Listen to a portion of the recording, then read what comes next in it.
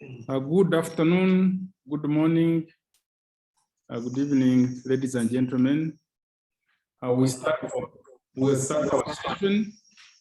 Our session is going to discuss the need for multi-sector support to tobacco control at country level.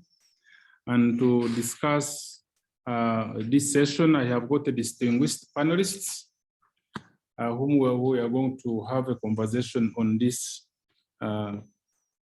panel. The first one is Lamin Sonko, a distinguished tobacco control actor for over 10 years, hailing from civil society. The next panelist would be Dr. William Maina from the World Health Organization, who is a proven distinguished leader in public health, both and international health, and has championed the cause for non-communicable disease, both in Kenya and internationally, including other conditions like HIV, diabetes mellitus, road safety, and others. So he brings in a big experience in this discussion, and he has also worked with multiple international and technical partners. The other discussant on the table is Rogers Kidia, who heads the Africa Tax Justice Network, and he's going to give us a comprehensive view of the topic. We shall be introducing more panelists or more discussants as the time rolls in.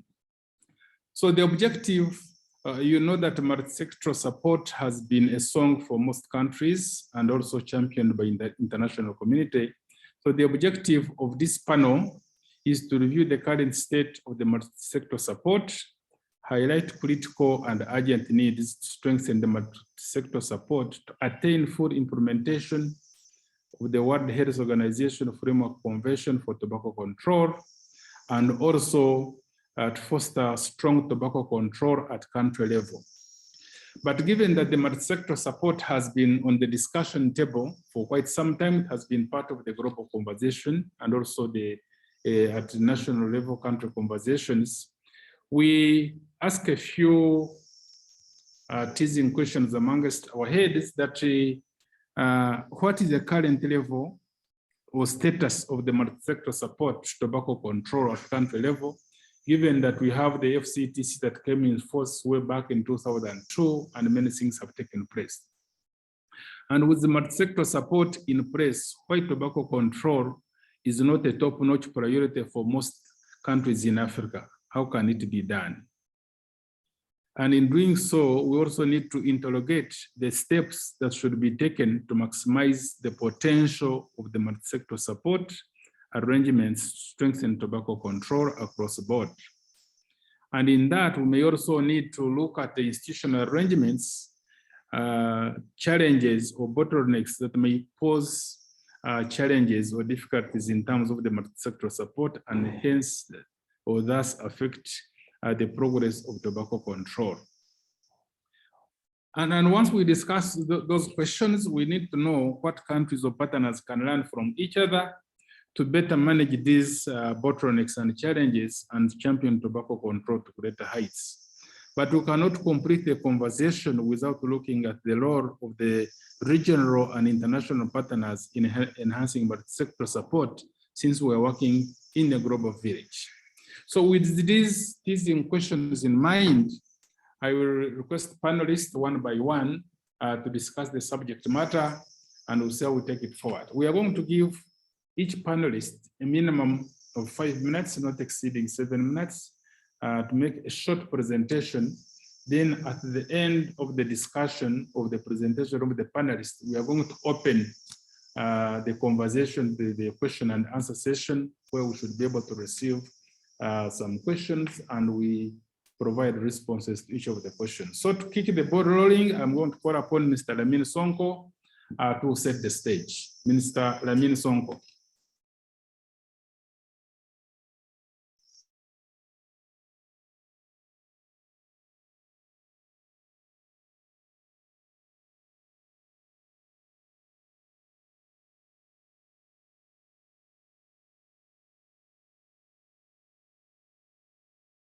Mr. Lamin, are you there?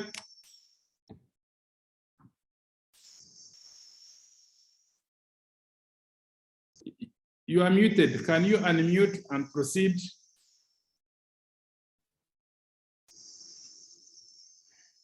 Thank you so much, Dr. Jim, for that intro.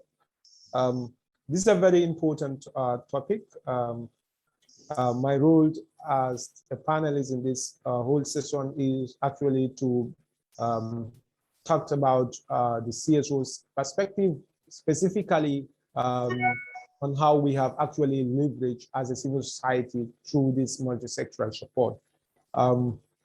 But to start, I will start with a very famous African proverb, which says that if you want to go fast, you go alone, but if you want to go far, you go together.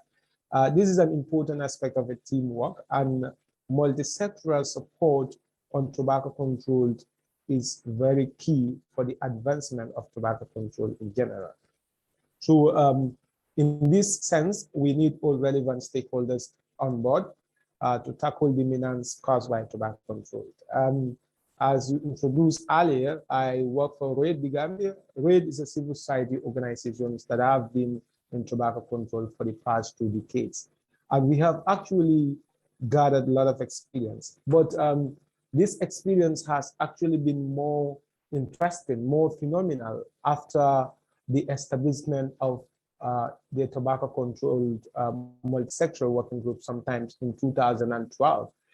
For example, there was a mission that came to the Gambia to actually review the implementation status of WHO FCTC. And in this mission report, one of the recommendations was to have a strong coordination mechanism in the country.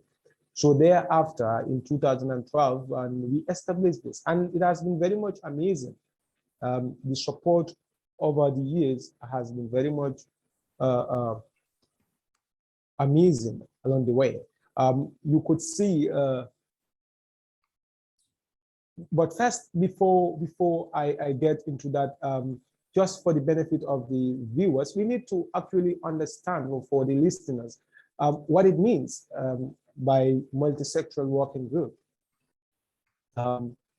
Countries will have different names, but actually the functions are usually the same. In some aspect, they will call it multi-sectoral working group or committee, National Tobacco Control Committee, and so on. But this has been, the functions from for this committee has actually been very much similar across the board. And one thing that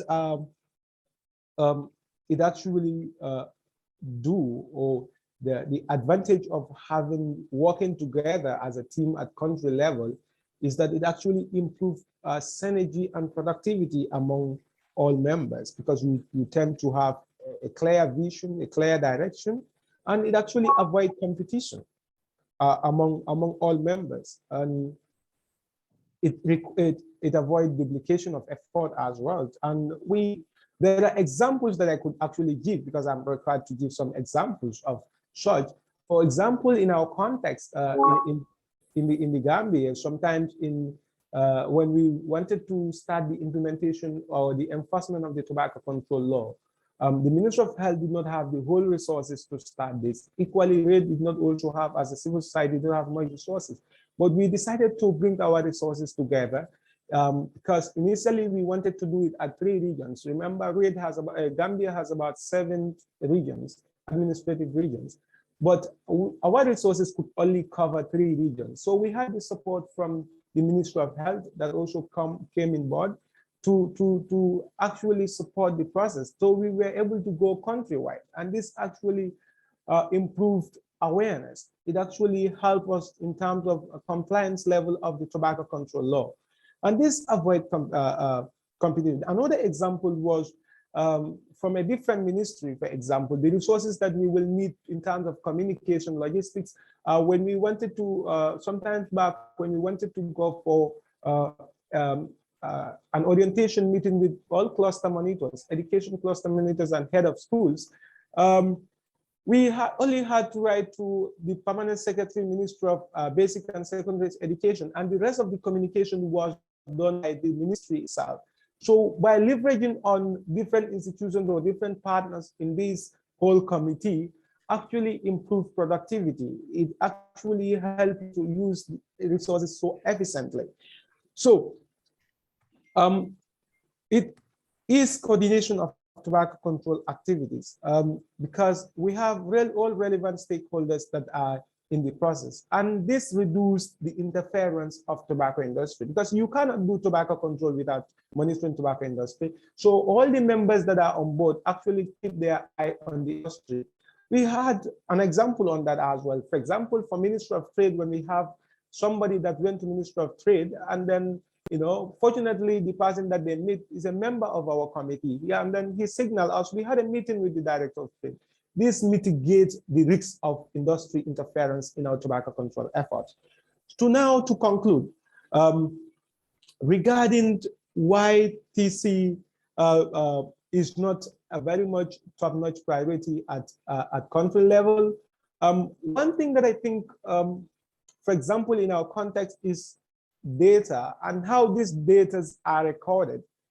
Because one reason why I feel that government did not take it seriously is because they did not see the immediate need. That is the policy aspect of it, because they will allocate resources. For example, when we had Ebola, they allocate resources for Ebola. When we have coronavirus, so they look at those emergency issues other than tobacco-related diseases that people can go with for some time. And when some people fell sick and get to the hospital as well, instead of they recorded the related tobacco as a related cause of the disease that they have, they will only write, like, for example, in the prescription, like diabetes and so on, and they won't take their time to explain further, and government will not equally get this information accurately. So through our other interventions, for example, in the country, with support from other partners, we tried to, other partners like World Diabetes Foundation, we supported diabetes prevention and management program through the Ministry of Health. So RED was a partner in this, in fact, the fund holder on this process. So we tried to review our data recording system by improving on the current systems that we have. So far, I think this is what I have. I hope I didn't go beyond the expected time until we get to the question and answer session. Thank you. Thank you, Mr. Lumin, for giving us that rich discussion and the extensive experience with the multi-sector control. Now it's Dr. Maina's turn to come on stage. Dr. Maina. Thank you so much, our moderator, for this session. I want to really thank the organizers for really considering this particular topic as part of the key workshops under this conference. The reason I say this is because National Coordination Mechanism, or multi-sector approach to tobacco control, is the engine of any tobacco control programming in any country and also in the region. And therefore, when we discuss multi-sectoral approach to tobacco control, we are discussing how do we service the engine that drives tobacco control in a country and also at the regional level. And therefore, this session is a culmination of the efforts that CTCA and WHO has been putting in place in terms of trying to support countries in the region to strengthen their national coordination mechanisms, and particularly to see that there is a kind of multi-sectoral action across various sectors in tobacco control. And therefore, my presentation is going to highlight and how does this national coordination mechanism come into play? What is the role of multi-sectoral approach to tobacco control? And then, of course, how does it help in terms of making sure tobacco control continues to actually be implemented in a country? We all know that amongst the general obligations under the Framework Convention on Tobacco Control is Article 5.2 that requires that parties or countries establish, reinforce, and even finance a national coordination mechanism. And therefore, this is a requirement under the FCTC as an obligation to every party, every country that has ratified this treaty. The writers or the drafters of the convention actually have put multi-sectoral, the word multi-sectoral, more than 4 times in the convention. And they are talking about comprehensive multi-sectoral approach to tobacco control. And out of this, there is a mention of multi-sectoral comprehensive tobacco control measures. There's a mention of comprehensive multi-sectoral national tobacco control strategies, plans, and programs. And therefore, the multi-sectoral approach to tobacco control is what makes tobacco implementation comprehensive in nature. And therefore, without multi-sectoral approach to tobacco control, then you cannot have a comprehensive tobacco control in a country. The reason is because tobacco control has various strategies. We have the demand reduction strategies as well as the supply reduction strategies. And all these strategies fall under the domain of various sectors. It is not simply the responsibility of the health sector. As tobacco, we know that tobacco has a wide range of impacts socially, economically, and even environmental. And therefore, its control has to be addressed by a cross-sectoral approach, and that is what we refer to the multi-sectoral approach to tobacco control. And therefore, the implementation of various articles of the FCTC, for example, when you talk about Article 6 of the FCTC, it is squarely falls under the Ministry of Finance or Treasury, as it talks about tax and price measures. When, for example, you talk about Article 15, the issue of prevention of illicit trade, it falls under the domain of the Customs and Revenue Authorities. When you talk about Article 17, it falls under the domain of agriculture. And therefore, each and every article falls under different sectors. But all these articles of the FCTC have to be put within a national law and implemented in a comprehensive way. And therefore, there is need to bring all these various sectors that play a key role in implementation of each of these articles together to have a comprehensive tobacco control in a country. And therefore, national coordination mechanisms ensure that there is a coordination of the whole of government, whole of society response to tobacco control across various sectors and agencies and organizations. It also provides a platform for consultation and communication among tobacco control stakeholders. And this communication and consultation is very important to secure commitments by the institutions and organizations to their tobacco control. And therefore, the national coordination mechanism sets a platform for multi-sectoral approach to tobacco control in a country. Through the engagement of various sectors and stakeholders, this kind of approach is able to leverage the expertise, the knowledge, the skills, resources, and even the reach to various networks, so that through this, there is combined inputs and strength of all the participating partners to work towards a shared goal, a shared vision, and a shared mission for tobacco control. And therefore, national coordination mechanisms do not only bring the multi-sectoral approach to tobacco control, but they have played a key role in terms of strengthening the capacity of the ministries of health, which are mainly in most countries, the focal points for tobacco control. And these national coordination mechanisms have brought the tobacco control agenda high in the priorities across government sectors through the various departments.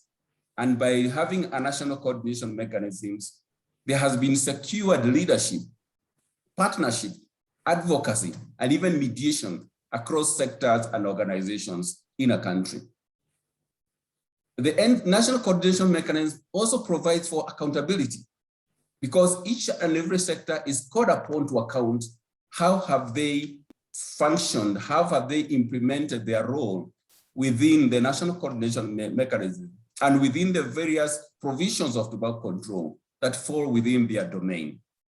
And of course, national coordination mechanisms ensures that there's involvement of everybody, including communities, social movements, and even civil society, particularly in the development, implementation, and the delivery of initiatives and policies for tobacco control. And therefore, national coordination mechanism provides a collaboration between different players in the various sectors, be it health, be it the social sectors, be it environmental, be it the economic sectors.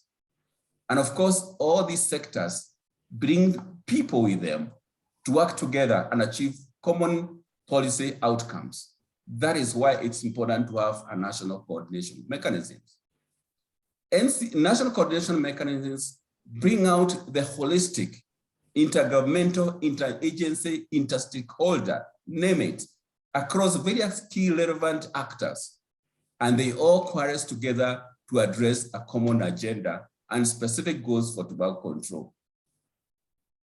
And therefore, effective national coordination mechanisms with the practical multi-sectoral approaches require deliberate and detailed allocation of responsibilities across key and relevant sectors to address common and specific goals.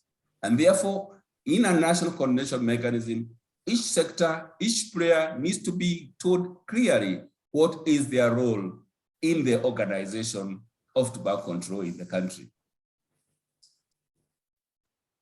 National coordination mechanisms must be anchored either in law or strong administrative instruments.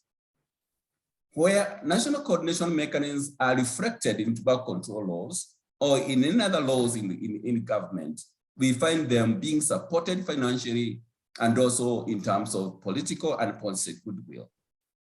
Where we have mechanisms that are ad hoc or voluntary in nature, there is no policy backing, there is no resources backing, and these are weak systems.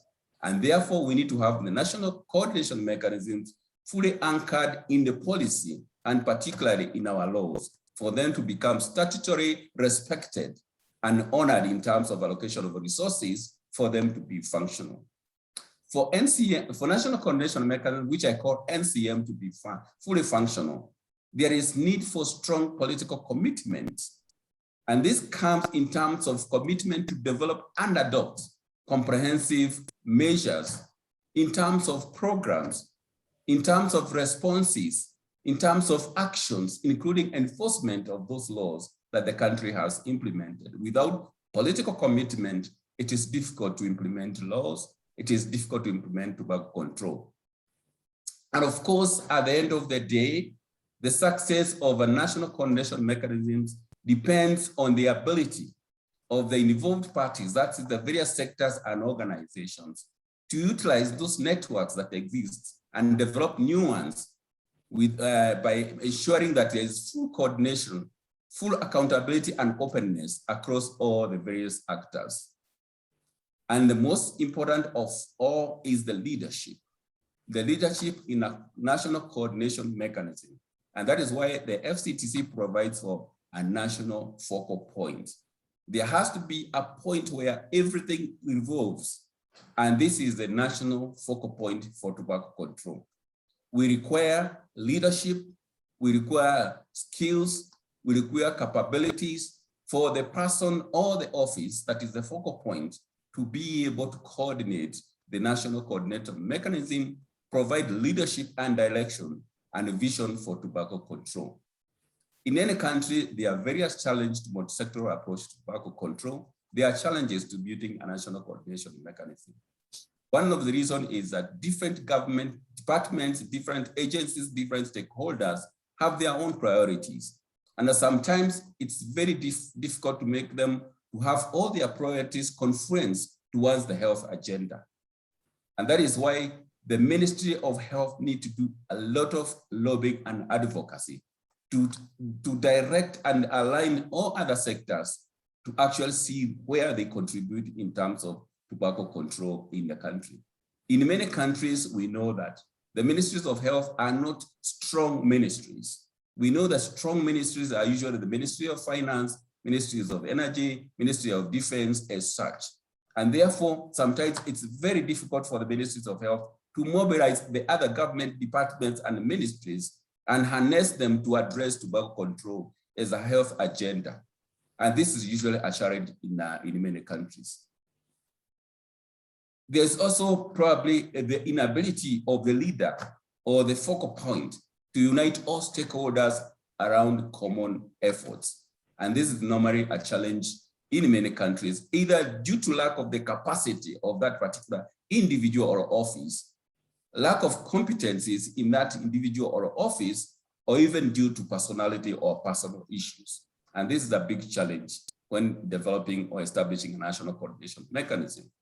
In conclusion, national coordination mechanisms are very necessary to coordinate the implementation of national tobacco control initiatives in order to fully implement the World Health Organization Framework Convention on Tobacco Control and to streamline tobacco control in all sectors. Indeed, we say mainstreaming tobacco control in all policies. National coordination mechanism is very necessary because it is the mechanism that can actually be able to establish the technical working groups that can address specific thematic areas in the various articles of the FCTC and tobacco control. Without a coordination mechanism, all these technical working groups will not have a reporting system, will not have an instruction system, will not have a foundation for their work. National coordination mechanisms also advise government on policies and reforms, and also on the strategies for tobacco control in the country. And finally, national coordination mechanisms are the ones that provide guidance to all various stakeholders in the country and direct the working of a country in terms of making sure that there is coherence of all policies, there is coherence of actions, and that all actors are actually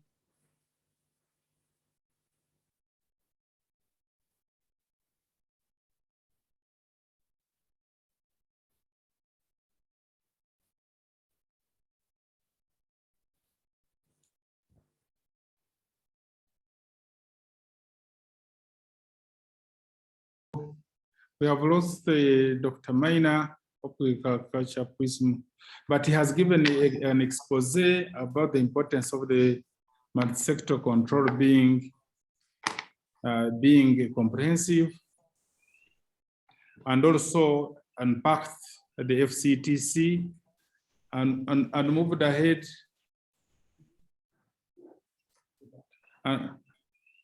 and moving ahead to locate the articles of the FCTC in the different sectors, also provided the ambience of the law and the administrative instruments and the importance of the national coordination mechanisms, as well as the importance of involvement and buy-in, accountability and openness, leadership through the national focal points, and also went ahead to talk about the different challenges.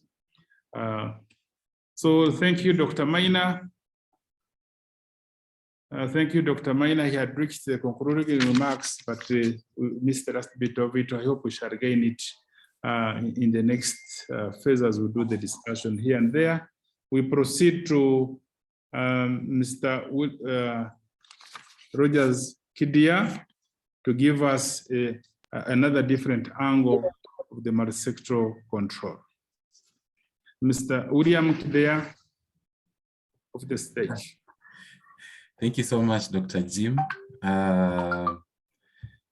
This is Rogers Kidia, and I'm happy to be here today. Thank you for the invitation. I say hi to all my friends and colleagues from different countries. I can see among the participants people that we've worked for many years together. Currently, I work with Tax Justice Network Africa, and I'm in charge of the tax and equity program at the organization.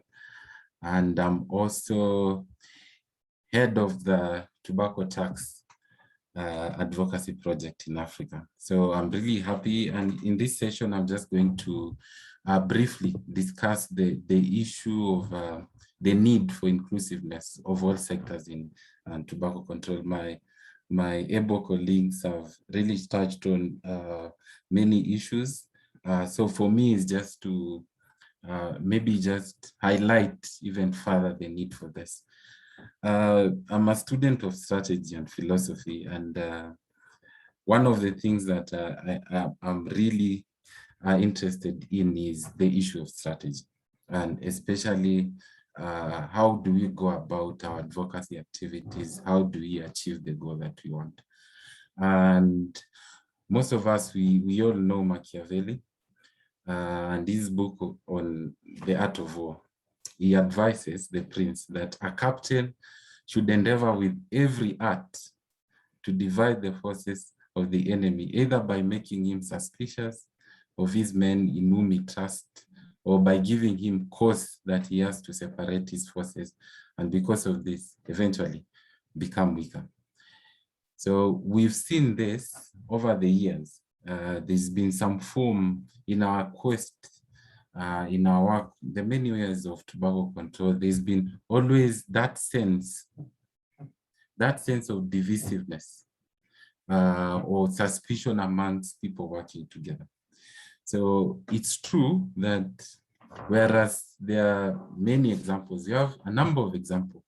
And I think my colleague Lamin Sonko has just showed us one, and also Dr. Maina has highlighted a number of examples across the continent of various players and sectors in TC work, collaborating and sharing information, which I must say is admirable. There are also, apart from this, there are also multiple cases, and I know all of us, we can identify this. There have been cases of divisive action, suspicion, and at times friendly fire amongst the players, resulting in weak or disjointed advocacy and TC implementation efforts. So we find ourselves at sometimes speaking against each other, or planning or duplicating work in most cases. But this has happened at times due to maybe planning and coordinating problems, and at times through facilitation of what I call the invisible hand. You would realize this, that this invisible hand, we must also be aware of this, is the tobacco industry, who, when you ask in philosophy the word cui bono, who stands to benefit?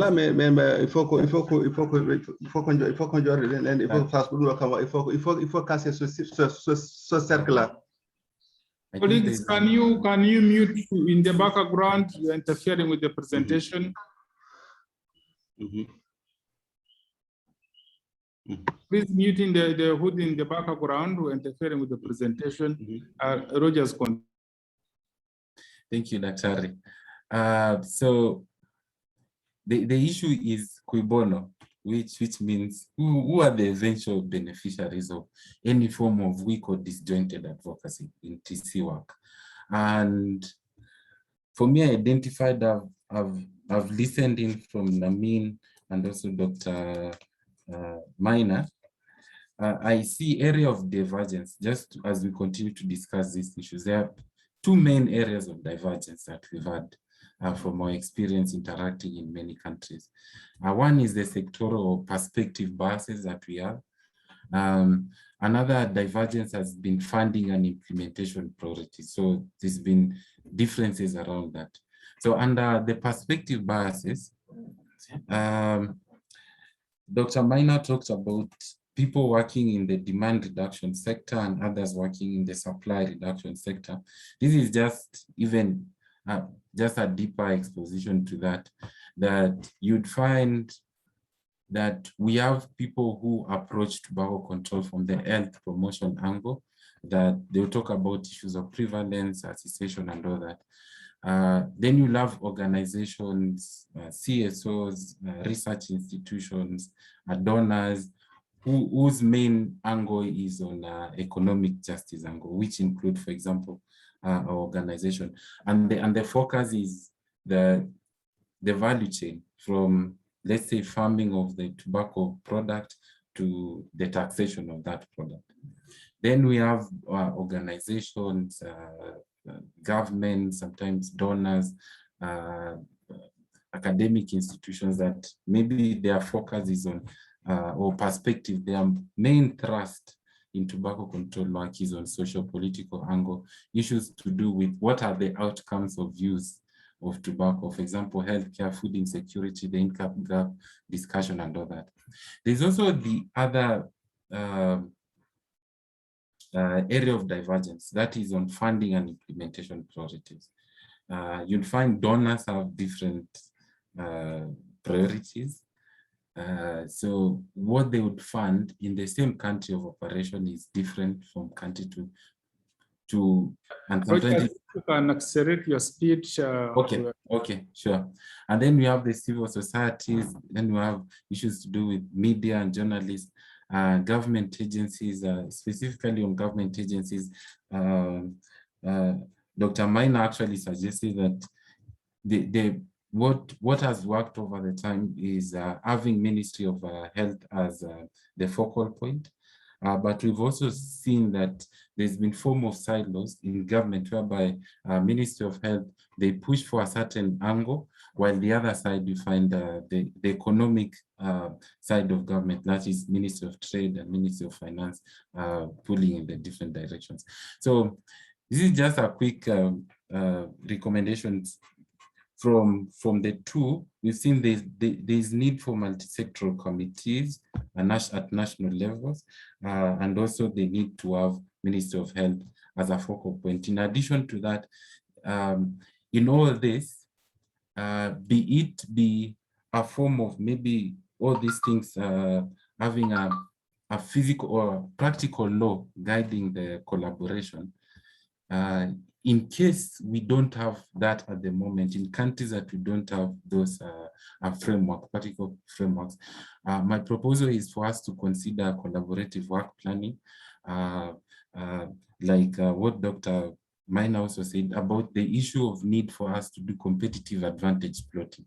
So in a particular country, who is strong on which particular area, then we facilitate them and we help them in that line.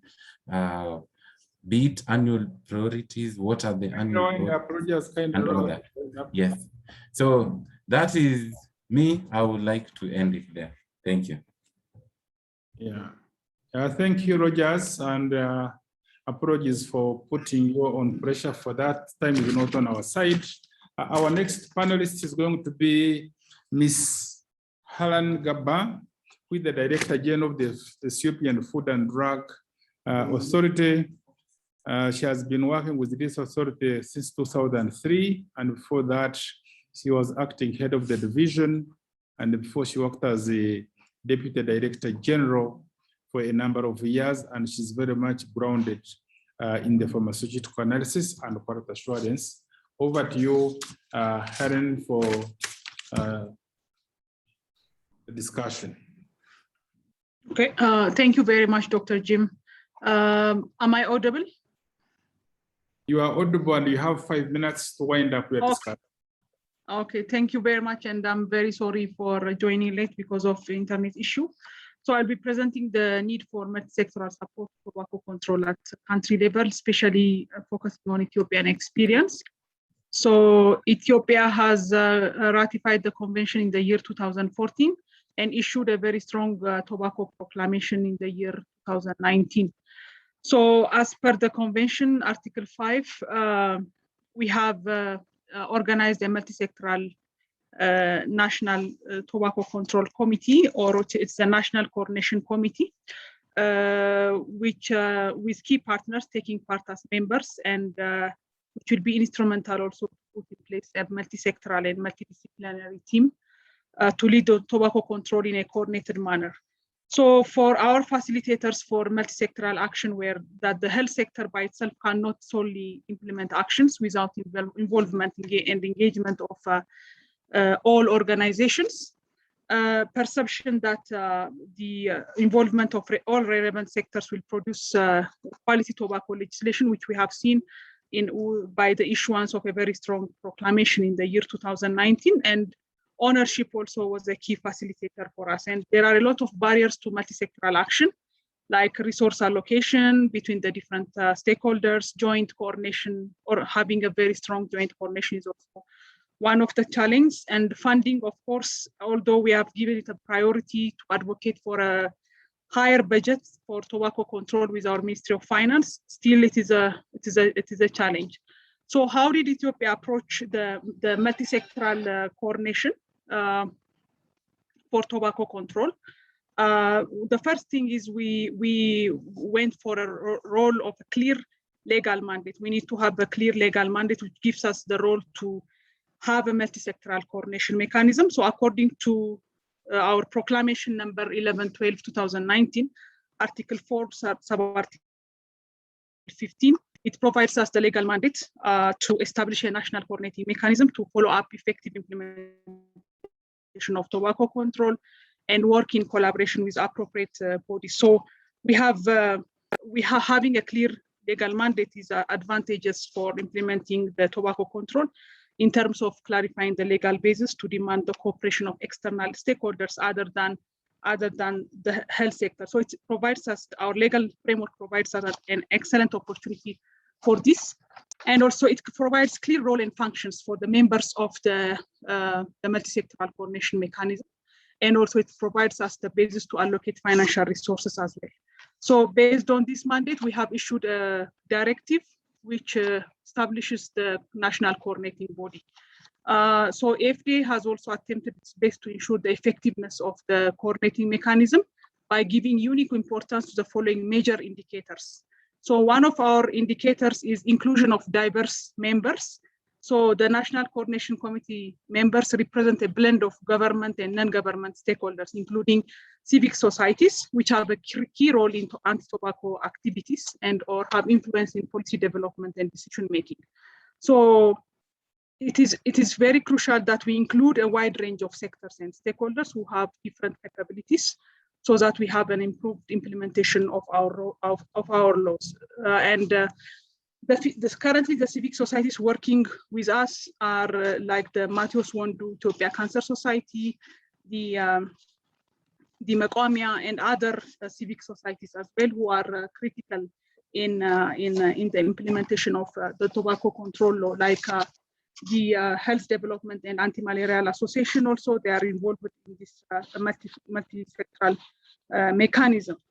The other thing that we see as an indicator is regulating conflict of interest and exclusion of any member of having relationship with tobacco industry. So we have implemented according to our directive. So although our directive is recently approved in April 2021, we are on the process of implementing a tool for declaration of conflict of interest. The other issue is the importance of having strong leadership to lead this the national coordination mechanism. And for example, the directive includes that a representative from the Office of the Prime Minister should be there in the National Alliance. And I myself is leading the national coordination mechanism. A few months ago, also I was heading this meeting. And this is quarterly done, the meeting is quarterly done, and the presence of FDA, the regulatory authority, highest leadership, will also give a good signal to the other ministries and organizations as well. So having a clear governance structure and important procedures is also very critical. So this coordination mechanism has its own chairperson, secretariat, subcommittees, and so on. So clear procedures for meeting, decision-making, and so on is also very critical. And the other thing is the legal basis for budget. Budget is very critical for operational cost and other activities as well. So this coordination mechanism is not only for the federal level, because Ethiopia is a very big country with 10 regions and 2 administrative states. And in all regions with the same platform, the multi-sectoral coordination mechanism is also established. So what are our success stories behind the multi-sectoral mechanism? I have pointed out 5 points, and I will quickly go through them. One is the having a policy framework.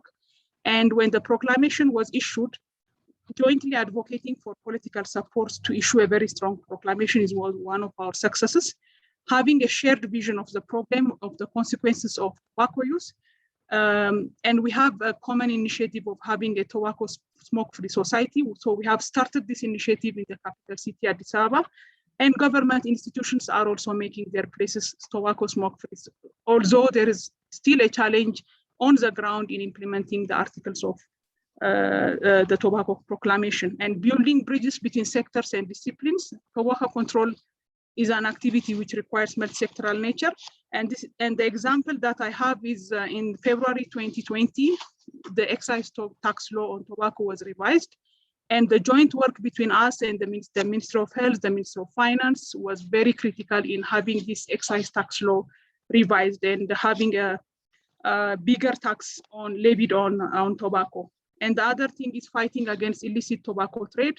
We are working closely with Customs Commission, the Federal Police, and other legal institutions to fight against illicit tobacco trade, and mobilizing resources for tobacco control, supporting regional regulatory authorities is also key. So in conclusion, it's very important to learn continuously and adapt to change. And I believe in an organization that's open to learning, to adjust to changing circumstances and respond to issues that was not adequately considered previously. For example, my authority recently received a recommendation that the provision of the directive on who the members are and their functions and responsibilities be complemented and provided in Cabinet, the Council of Ministers, and a regulation should be approved so that high-level ministries give the task to its deserved attention. So we have taken this recommendation and we are developing a regulation to be approved by the Council of Ministers. And we have already considered this recommendation. So I also personally are following these recommendations and the whole National Coordination Committee activities. And on the ground, there are still challenging factors like funding. We have also prepared a financial sustainability strategy, which we recently will present to the higher government officials. And also, this is a common problem, not only for tobacco control, but other products as well in our capacity. And regulatory capacity strengthening is a key challenge. And still on the ground, implementing all articles for the Tobacco Proclamation, still there are a lot of gaps to be worked on, and we will work on strengthening the National Coordination Committee as a multi-sectoral mechanism. Thank you very much, Dr. Jim, over to you. Thank you, Helen, for this expose and underscoring the importance of continuous learning and adapting to change, and also underscoring the bigger picture, including discussions by the Council of Ministers of the issues. You also touched the area of this trade, and I think this is an important area. And again, the broader picture of funding. Let's now get the next speaker. Dr. Ba is a distinguished tobacco control actor, and Ba has championed the national tobacco control concept in Senegal, from which many countries have adopted the concept of the National Tobacco Control Program. So over to you, Bawa. Dr. Ba, over to you.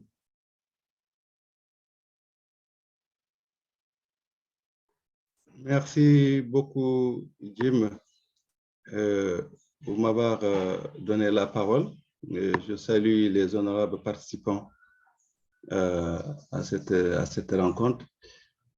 Je me suis connecté avant, oui, ça n'avait pas démarré, donc avec le décalage horaire, j'étais un peu perdu. Je vais essayer de partager mon écran, s'il vous plaît.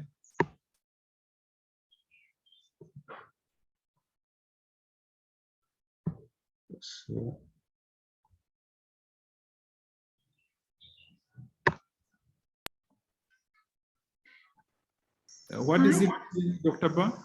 Oui, je voulais partager mon écran pour ma communication.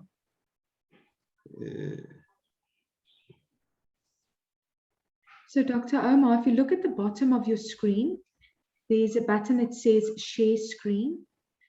So if you click on there, it will open up a window and you'll be able to see the presentation that you'd like to share.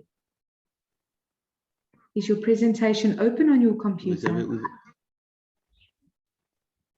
Oui, je l'avais même ouverte, oui.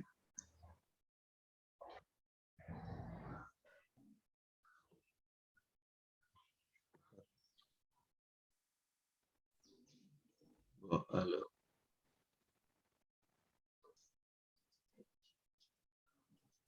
just bring up your PowerPoint presentation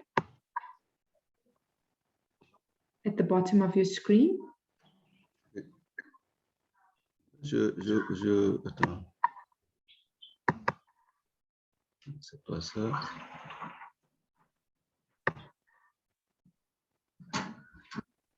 So, Dr. Omar Ba, if you can just look at the bottom of your screen. Oui, oui, je l'ai, mais, Yes. il ne le montre pas. Attends, je vais arrêter là. So if you go back to the bottom where you were, just make sure that you have the interpretation enabled. Vous avez on vu your voir ma side. présentation. So at the bottom of your screen, you can just open up the PowerPoint that's at the bottom.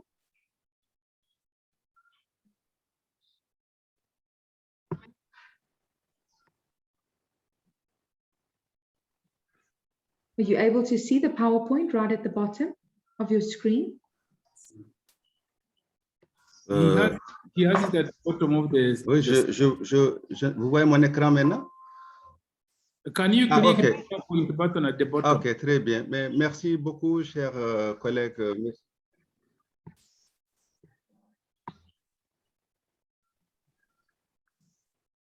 Il faut que je retourne sur le...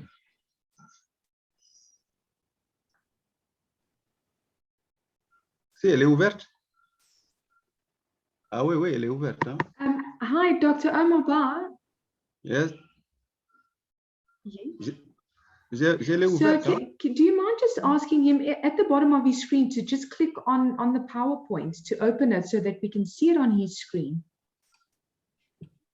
Because the presentation is clear down you see the PowerPoint on the status bar down.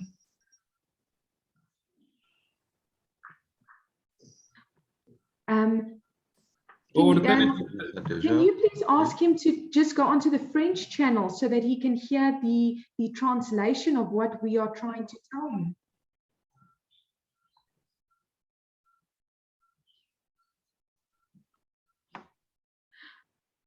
So can you see it? So if you look at the bottom of the screen, vous voyez mon écran, mais vous ne voyez pas ma présentation, c'est ça qui... Try and prompt him to go to the bottom of his taskbar and just open up PowerPoint so that he can see the PowerPoint. So if he just goes and clicks at the bottom. Il est ouvert, le PowerPoint, il est déjà ouvert, c'est ça qui...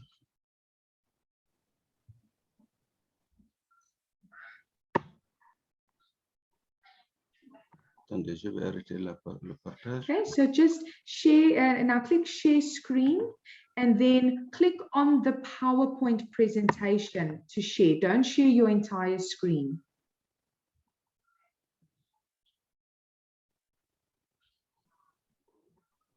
Et je le fais tout le temps, mais là, ça ne fonctionne pas. Je ne sais pas pourquoi. J'utilise ça régulièrement.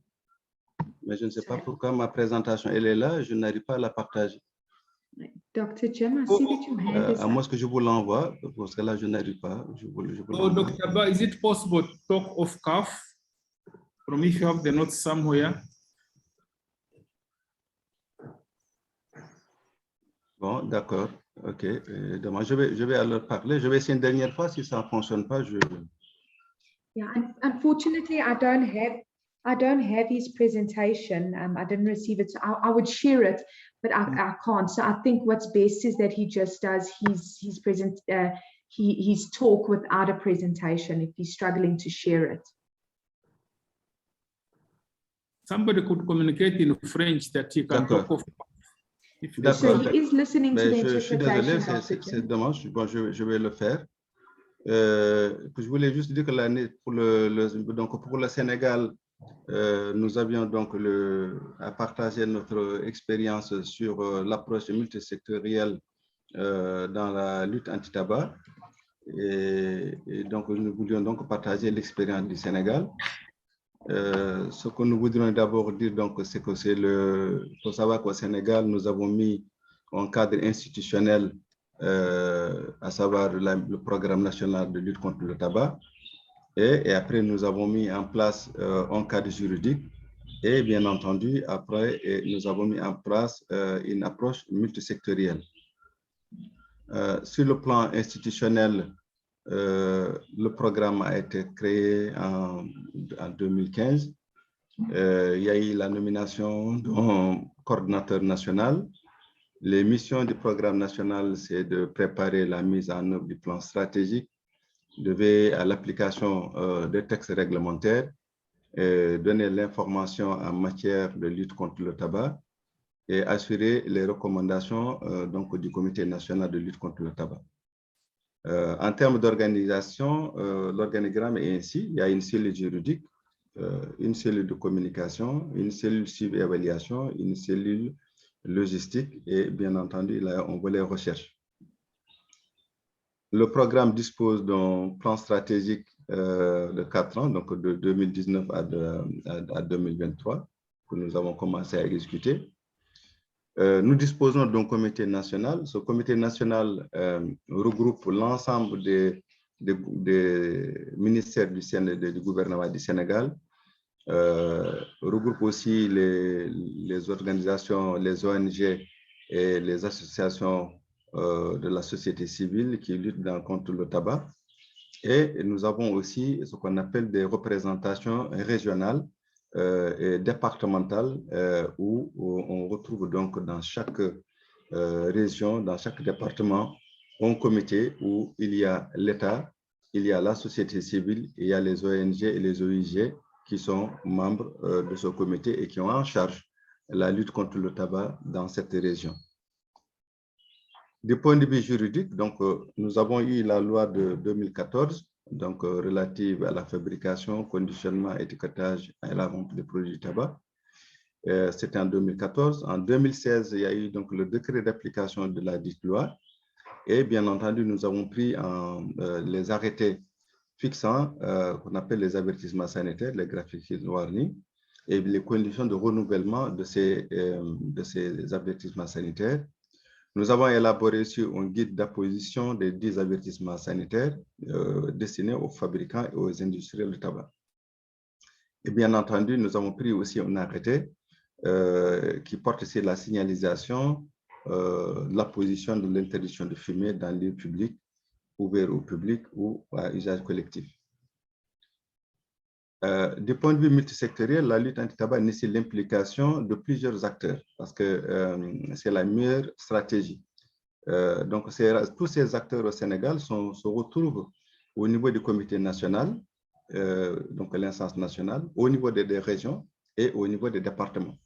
Ainsi, tout ce qui se fait au niveau national est transposé au niveau des régions et est transposé au niveau des départements qui donc font que exécuter les différentes recommandations au niveau national. Alors, les ministères clés qui sont impliqués, c'est essentiellement le ministère de l'Éducation nationale parce que nous avons finalisé 4 enquêtes du ITS avec le ministère de l'Éducation nationale. La dernière enquête du ITS, c'est en 2020.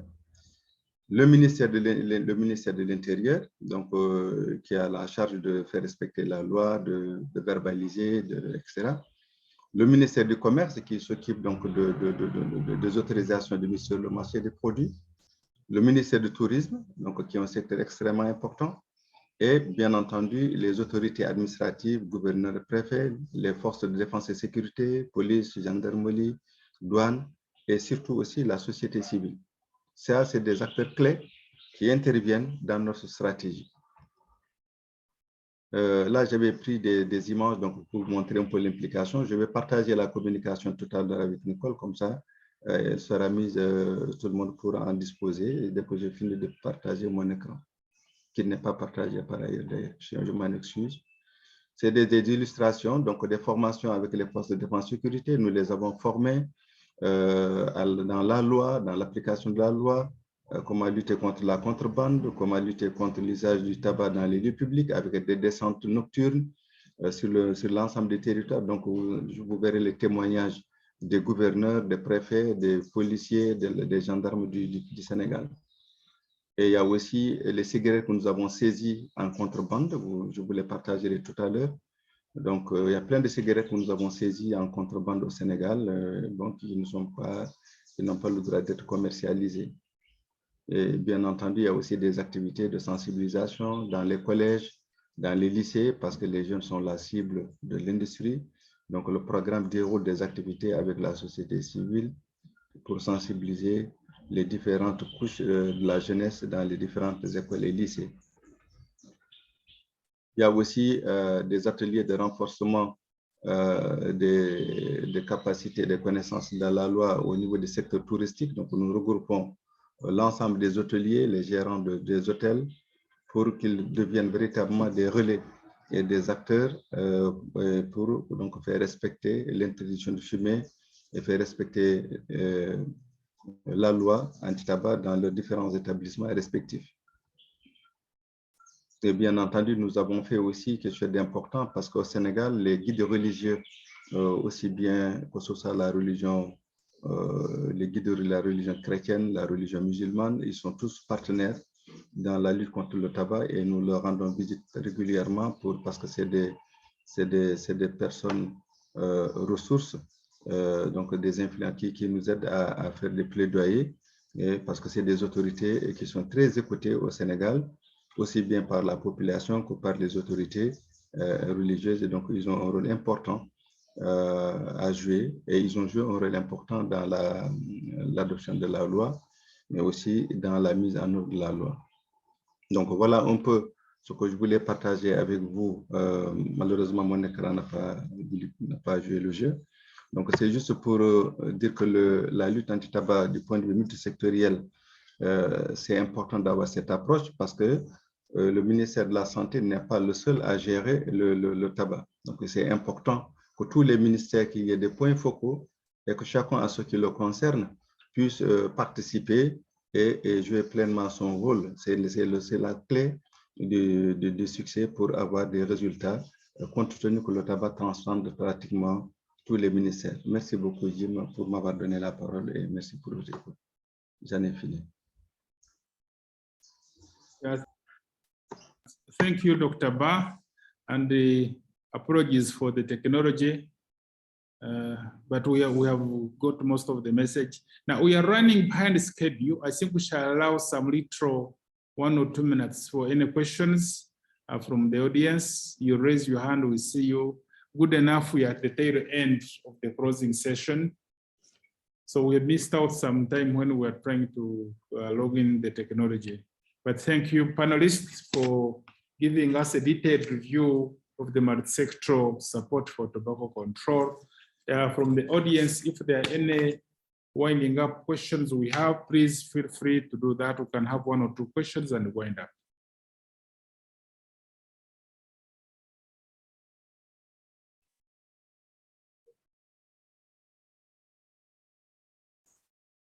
And if there are no questions from the audience, I think we can, any take-home message in 1 second or 2 words from each of the panelists, take-home message as we wind up and go. So we shall go in the order of the presentation. Don't tell us much, just take-home message. Start with Lamini.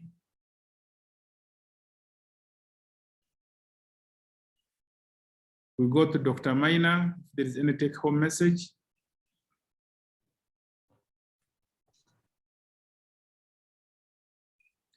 Rogers, Lamin has come. Don't see. This is Rogers. Rogers. Okay, mine is just to encourage us to collaborate, to be willing to go the distance and to ensure that our planning is coordinated. And before you come up with any interventions, consider what has been done before and who are the current plans. Thank you. Thank you for that. Any other take-home message? Dr. Maina? My message is that national coordination mechanisms is inevitable. It has to be in place in every country if we have to realize comprehensive multi-sectoral tobacco control approach. Thank you. Thank you. Helen, do you have any take-home message? Thank you, Dr. Jim. Just to echo Dr. Mania take-home message, as tobacco control is a multi-sectoral issue, so we need to have a very strong multi-sectoral coordination mechanism in order to be effective in tobacco control activities. Lamini, in one word. It's not there. Can we have power? Yes. My own is for countries that have not actually started, or even those that have, it is important to have a clear vision, a clear sense of purpose, a clear objective in establishing tobacco control coordination. Clear vision for coordination. Mr. Barr, Dr. Barr.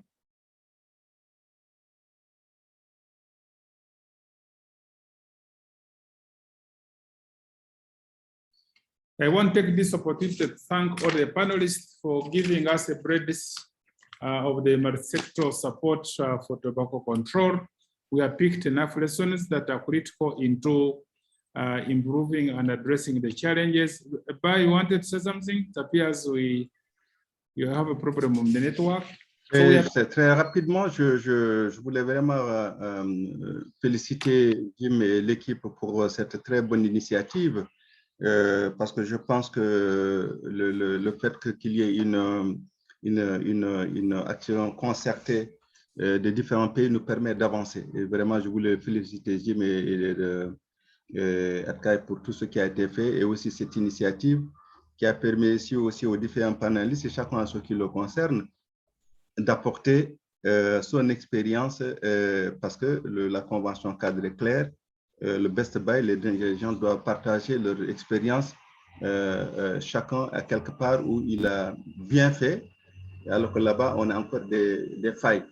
Et ces défis-là nous permettent d'apprendre des expériences des uns et des autres. Et j'encourage fortement à maintenir ce type de rencontres qui permettent à la société civile, les organisations non gouvernementales et ceux qui sont dans l'État de pouvoir communiquer, de pouvoir échanger, et de pouvoir avoir des actions communes et combinées et que ça transcende un peu, que ça dépasse les frontières de nos pays respectifs. C'est tout ce que je voulais dire parce que nous sommes pris par le temps.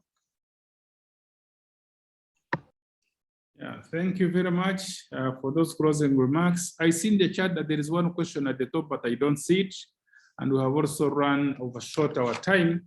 I take this opportunity to thank all the panelists and thank all the attendees in the session for this very good and enriching conversation about the multi-sector strategy that is key for strengthening tobacco control at country level and that will lead us into sustaining the tobacco control initiatives at country level. I also thank the organizers for making it possible for us to discuss. And with these few remarks, the session comes to a close. I thank you. Thank you. Thank you. Thank you.